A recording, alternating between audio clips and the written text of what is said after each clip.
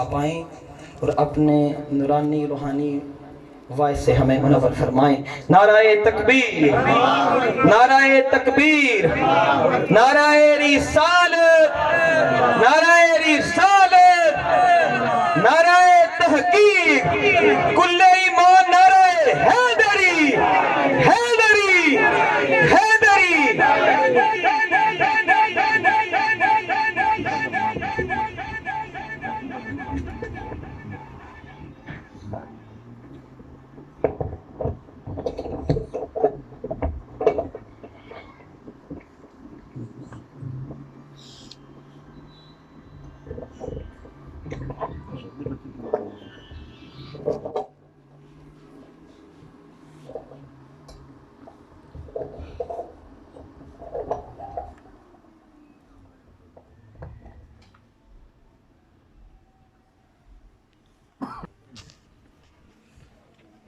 الصلاة والسلام على رسوله الكريم أما بعد فأعوذ بالله من الشيطان الرجيم بسم الله الرحمن الرحيم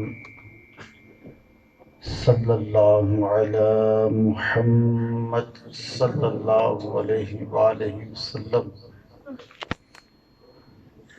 الحمدللہ اللہ تبارک تعالیٰ کے فضل و کرم سے جناب محترم مکرم نہایت ہی عزت کے لائق صاحبزادہ صوفی یاسر نقشبندی اور صاحبزادہ راشد نقشبندی کے زیر سایہ عرس حضرت صوفی صادق کوثر رحمۃ اللہ جاری اور ساری ہے۔ آپ کے خلیفہ جو آپ کی خوشبو ہے، جناب محترم مکرم نہایت عزت کے لائق فوجی صاحب، شیخ صاحب اور بھی جو خلیفہ ہیں، یہ ہمارے مرشد پاک صوفی صادق کوثر رحمۃ اللہ کی خوشبو ہے، ان کی تصویر ہیں، ان کی نیک کمائی ہے، ان کا سرمایہ ہے۔ بہت ہی خوبصورت بزم سجی ہے، شاید یہ باتیں سب کو سمجھ میں نہ آئے۔ ہمیشہ طلبگار کو ہی سمجھ آتی ہے، جو خریدار ہوتا ہے بازار میں ہم گوشت لینے جائیں تو سبزی کی طرف دھیان نہیں ہوتا، ہمارا فوکس ہوتا ہے کہ ہم نے بازار سے گوشت لے کر آنا ہے، تو ہمارے ذہن میں سارا مناظر، سارا منظر وہی ہوتا ہے۔ تو اسی طرح جو طالب مولا ہوتے ہیں ان کا سارا فوکس اللہ کی محبت ہوتی ہے اور انہی کو سمجھ آتی ہے۔ اہل دنیا کو کچھ باتوں کی سمجھ نہیں آتی۔ جو بندہ جتنا اللہ کے ولی کے قریب ہوتا ہے اتنا ہی مضبوط ہوتا جاتا ہے۔ کوئی پتھر گھر میں لگائیں، جب مضبوطی سے نہ لگے تو وہ جلدی گر جاتا ہے، جو پتھر مضبوط لگا ہو وہ ہمیشہ لگا ہی رہتا ہے. جس بندے کو اپنے مرشد کریم سے جتنی محبت ہوتی ہے اس سے اسی قدر اس کے مرشد کی خوشبو آتی رہتی ہے. اور جتنا کوئی مرشد کے قریب ہوتا ہے اسی قدر وہ اللہ کے قریب ہوتا جاتا ہے.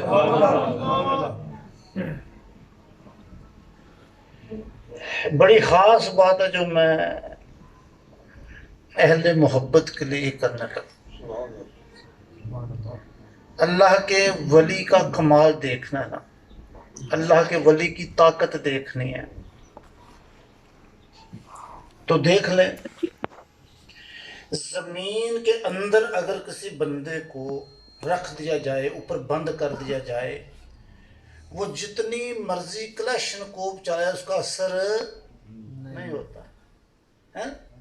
تو اللہ کے ولی کی شان دیکھیں، 15 سال ہو گئے زمین کے اندر اس کا زور باہر چل رہا ہے. یہ اس کی کرامت ہے، یہ ان کی مقبولیت کی نشانی ہے کہ اللہ تبارک تعالی ان کے ذکر کو زندہ فرما رہا ہے. کیسی طاقت ہے، کیسی نسبت ہے، اور اللہ کے ذکر کی کیسی زندگی ہے. جو خوش نصیب اپنے مرشد کریم کی محبت میں دنیا سے چلے جائیں. وقت کم ہے میرے پاس، اتنا تشریح کے لیے وقت نہیں ہے. در حقیقت مرشد محبت مرشد خدا ہی ہوتی ہے. جب بندہ مرشد کے قریب ہوتا ہے اسے لوگ دیکھ کر ایک لفظ کہتے ہیں. جو مرشد کے قریب ہوتا ہے نا اس کا رنگت چینج ہو جاتی ہے، سسٹم چال چینج ہو جاتی ہے. ہر بندہ دیکھ کر کہتا ہے یہ اللہ والا جا رہا ہے. اگر ہمارا بچہ یا ہم کسی کھلاڑی کے پاس بیٹھیں تو ہمیں میچ کا شوق پڑ جاتا ہے. کسی گویے کے پاس بیٹھے ہمیں گانے کا شوق پڑ جاتا ہے. لوگ کہتے ہیں یہ گانے والا جا رہا ہے. کبوتر والے کے پاس بیٹھے ہمیں کبوتروں کا شوق پڑ جائے گا. لوگ کہیں گے کبوتر والا جا رہا ہے. یہ کیسی نسبت ہے؟ اگر ہمیں کسی اللہ کے بندے سے پیار ہو جائے ہمیں دیکھ کر لوگ کہتے ہیں اللہ والا جا رہا ہے.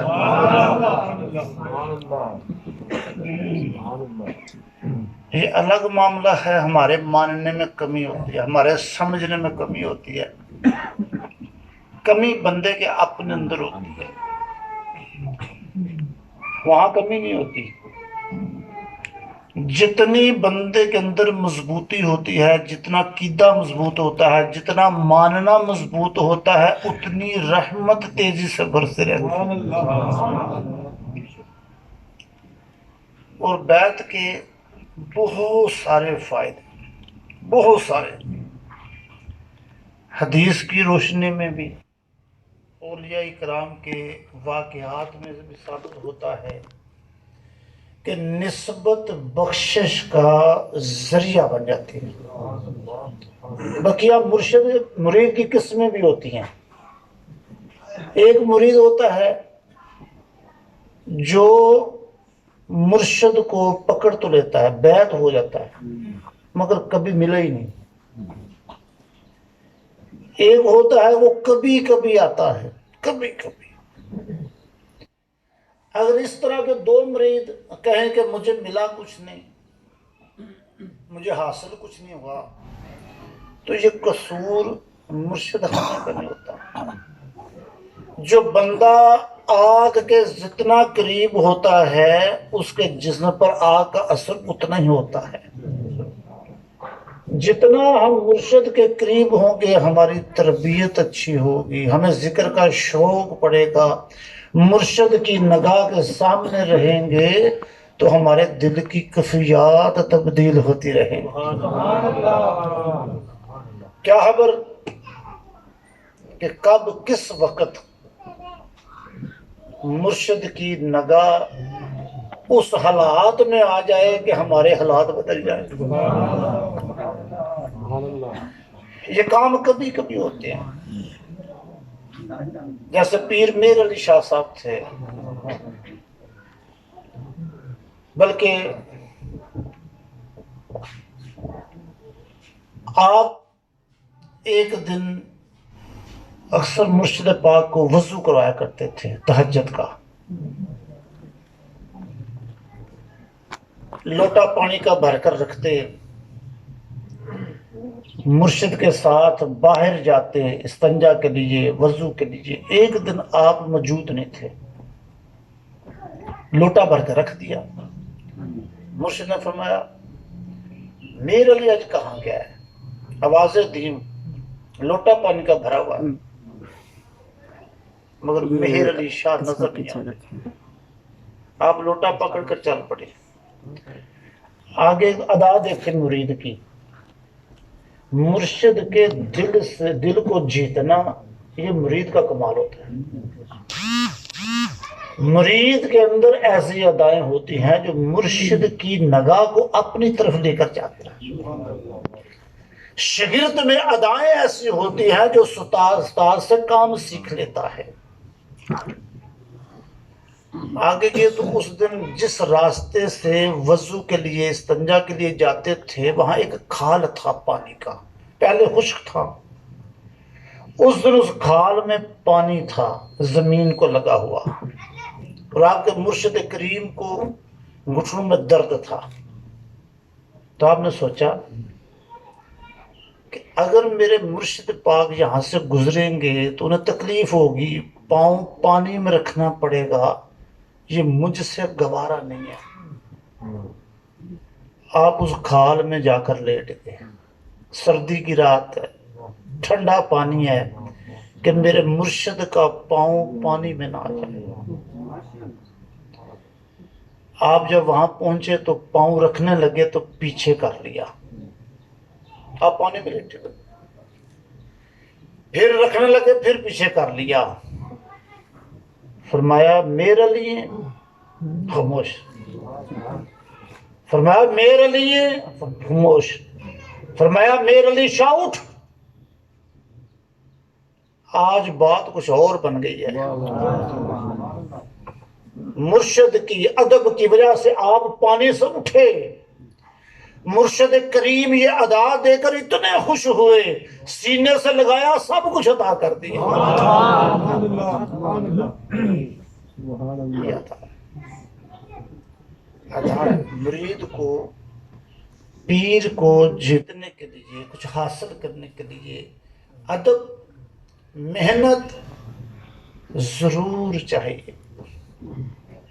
اور جس طرح کہ ہم ایٹیفیشن مرید ہیں، ہم چاہتے ہیں کہ ہمیں بیڈ پر لیٹے ہوئے مرشد نگاہ فرما دے، ہمیں نماز بھی نہ پڑھنی پڑے، ہمیں وظائف بھی نہ کرنے پڑے. حضور نگاہ فرماؤ، یہ تقیہ کلام ہمارا، حضور نگاہ فرماؤ. جو کامل مرید ہوتے تھے وہ تو کہتے نہیں تھے نگاہ فرماؤ، ان کی ادائیں ایسی ہوتی تھی پھر نگاہ فرما دیتے تھے، وہ جت لیتے تھے. حضرت سلیمان توسی رحمت اللہ علیہ تنسخ میں آپ، یہ ایسا رشتہ ہے اللہ کے ولیوں کا، ایسی دوستی ہے یقین کا ہے. اگر ان سے کسی غیر مسلم کو پیار ہو جائے نا وہ بھی بے فیض نہیں رہتا.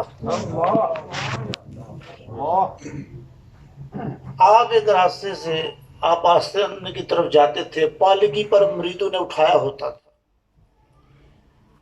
عمر کا آخری حصہ تھا. آپ کو دیکھ کر ایک ہندو کھڑا ہو جاتا چوک میں اور کہتا لجپالانو لجانے. آپ گزر جاتے، اسے دیکھتے، مسکراتے. ایک دن آپ کی پالکی گزری، وہ ہندو نظر نہ آیا. آپ نے مریدان کو فرمایا آج ہمیں وہ ہندو نظر نہیں آیا جو ہم سے پیار کرتا تھا، کہتا تھا لج پالن و لجا نے روک دو پالکی ہماری ذرا. پالکی نے فرمایا پتہ تو کرو. پتہ کیا، اصلی حضور وہ بیمار ہو چکا، مرنے کے قریب ہے. فرمایا اچھا وہ ہندو ہو کر ہم سے پیار کرتا تھا، کہتا تھا لج پالن و لجا نے، آج ہمیں اس کے گھر لے چلو پتہ تو کرے. گھر لے گئے. جب آپ اس کے گھر میں لے کر گئے تو دیکھا لوگ جمع ہیں. آپ نے فرمایا ہم نے اس سے ملنا ہے. بھائی وہ ہندو کہنے لگے ہم ملنے نہیں دیں گے. اس کی زندگی کے آخری لمحات ہیں، وہ جانے والا ہے. ہمارا رواج ہے، ہماری رسم ہے، جس کا آخری وقت ہوتا ہے ہم اسے کمرے میں بند کر دیتے ہیں. جب تک وہ مرے نہ ہم دروازہ نہیں کھولتے. آپ نے فرمایا دوستو یہ توڑی رسم ہے، ساڑھی تو نہیں. دروازہ کھولو ہمیں اندر جانے دو. انہوں نے کہا ہم اندر نہیں جانے دیں گے، یہ ہماری رسم شروع سے چلی آ رہی ہے، جب تک وہ مرے گا نہیں آپ اندر نہیں جائیں گے. اللہ کے ولی کو جوش آ گیا، رحمت دریا جوش میں آ گیا. فرمایا اچھا اگر ہم اندر نہ جائیں آپ جانے نہیں دیں گے تو یاد رکھو جب تک ہم نہیں جائیں گے وہ مرے گا ہی نہیں.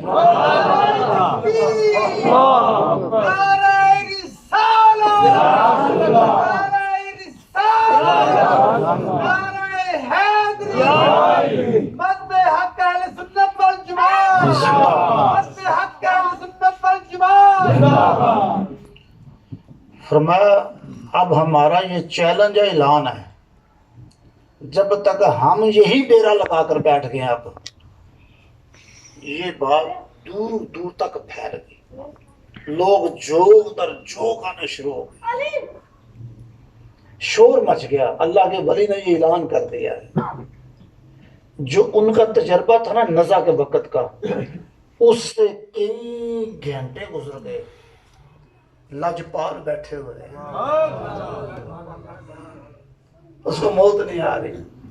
اس نے آپس میں مشورہ کیا، ہندوؤں کے جو بڑے تھے سارے جمع ہو گئے.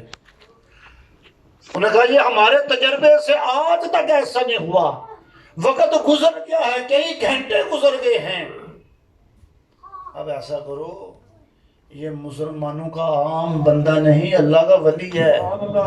اس نے جو منہ سے نکال دیا وہ ہو کر رہنا ہے. دروازہ کھولو اپنی جان چھڑاؤ. اللہ دروازہ کھول دیا گیا. ہندو اندر نہیں داخل ہوئے. آپ اندر تشریف لے کر گئے. اس پر نزا کا وقت ہے. آپ فرمان لگے دوستا آج نہیں کمیں گا لج پالن لجا. اس نے رونا شروع کر دیا. دیکھا نا ہم کھول دیا. آپ نے فرمایا اتنا پیار ہم سے کرتا ہے، چل آج کلمہ ہی پڑھ لے. اس نے حضور ساری زندگی کفر میں گزر گئی ہے، اب موت کے وقت کلمہ پڑھنے سے ہوگا کیا؟ مجھے تو معاف ہی نہیں کیا جائے گا. آپ نے فرمایا کلمہ تو پڑھ لے، معافی کا ذمہ ہم لے لیں گے.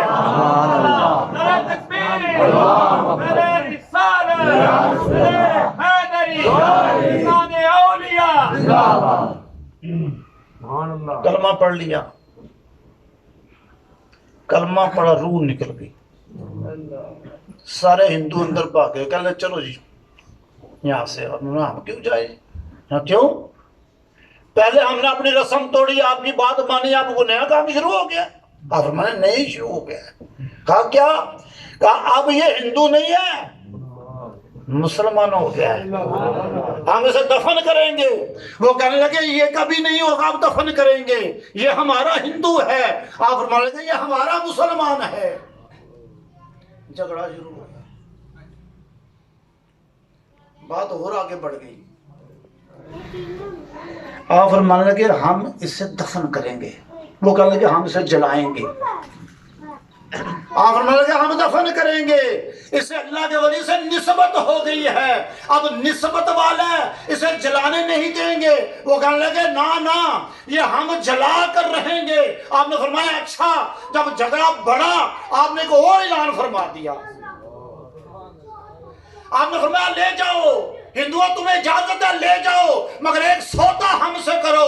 कहा वो क्या? कहा ये जल जाए तो तुम्हारा, अगर बच जाए तो हमारा।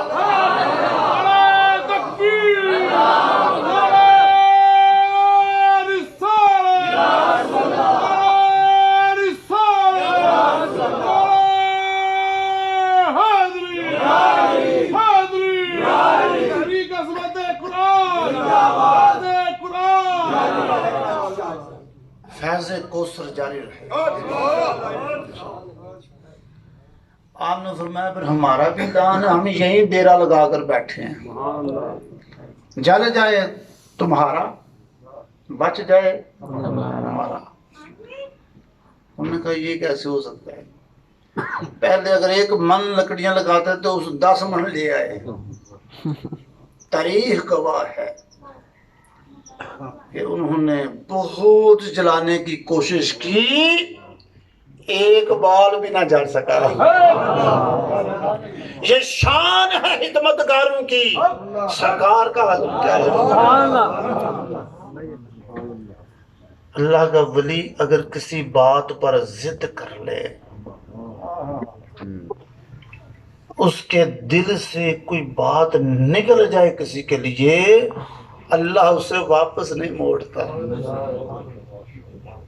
रोज़े महशर भी कुछ ऐसा ही होगा। निस्बत देखी जाएगी, ताल्लुक देखा जाएगा, दुआएं देखी जाएंगी। जो मुर्शिद होता है, जैसे बाप की कमाई का नफा मुरीद को होता है ना, बेटे को होता है। बाप कमाई करता है, बेटे खाते हैं, उन्हें नफा होता है। इसी तरह मुर्शिद की इबादत का फायदा मुरीद को होता है। आप पीर बेनमाजी ना हो, चरसी ना हो, नमाजें कायम करने वाला ना हो, क्योंकि शैतान भी बहुत सारे लोगों को गुमराह उसने किया हुआ है कि तेरी नमाज हो गई है तो अल्लाह का जिक्र करता है, तुझे इशारा आया है, तेरी यही नमाज है। मौला अली की कोई नमाज ऐसी नहीं हुई। मौला अली से बढ़कर कोई जाकिर हो सकता है, मगर उन्होंने नमाजें पढ़ी हैं, वो नमाजें जो हुजूर पढ़ते थे। हजरत दादा गंज बख्श हजवेरी रहमतुल्लाह ने नमाजें पढ़ी हैं 5, उनसे बड़ा कौन जाकिर हो सकता है? कोई ऐसा अल्लाह का वली नहीं जो बगैर नमाज के वली बन गया। सूफी सादक को आप बेइंतहा नमाजें पढ़ते थे, बेइंतहा। आज उनकी नमाजों की खुशबू है जो आज भी इस बज़म में महक रही है। इसलिए अगर हम इस सादत से महरूम हैं, बैत करके